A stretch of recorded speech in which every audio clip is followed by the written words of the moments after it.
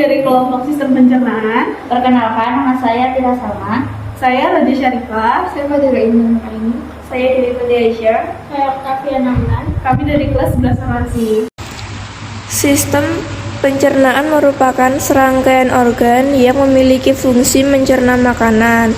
1. Mulut. Mulut akan mengunyah makanan menjadi potongan-potongan yang lebih kecil dan bercampur dengan air liur. Air liur berperan untuk memecah makanan agar makanan mudah ditelan. Air liur juga memecah karbohidrat dengan salah satu enzim yaitu enzim petialin.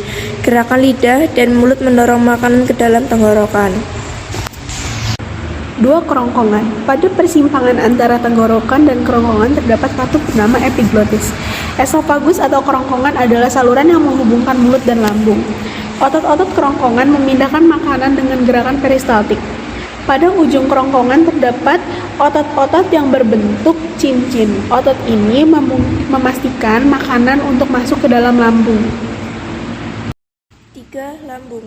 Lambung memiliki 3 fungsi utama yaitu menyimpan makanan dan cairan yang tertelan, mencampur makanan dan cairan pencernaan yang diproduksinya, perlahan-lahan mengosongkan isinya ke dalam usus kecil.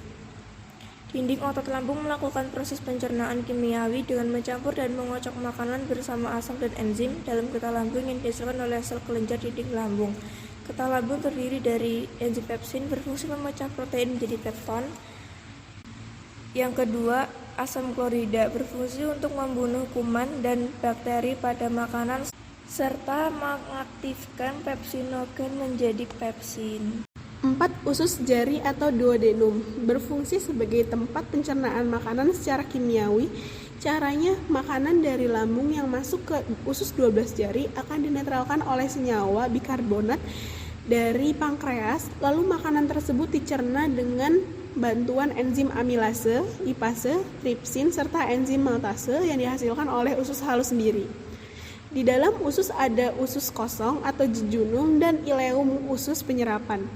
Penyerapan nutrisi dari proses pencernaan dinding bagian dalam dari usus kecil ditutupi oleh tonjolan yang disebut villi. Fungsinya meningkatkan luas permukaan usus halus secara besar-besaran sehingga penyerapan zat lebih maksimal. Usus kecil ditutupi oleh tonjolan yang disebut villi. Fungsinya meningkatkan luas permukaan usus halus secara besar-besaran sehingga penyerapan zat lebih maksimal. 5. Usus besar terdiri dari 3 bagian yaitu 1. Sekum adalah kantung pada bagian awal usus besar. Area ini menyampurkan hasil pencernaan makanan yang telah diserap dari usus halus menuju usus besar.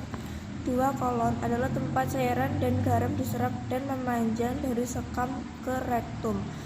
3. Rektum adalah bagian akhir dari usus besar yang berfungsi sebagai tempat penampungan feses sementara.